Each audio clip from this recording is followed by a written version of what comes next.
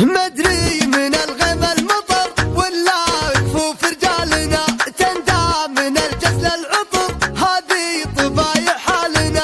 حبلاني لا حل الخطر حرامي حل اقوالنا ينفيكي من زاد السطر افعالنا بافعالنا.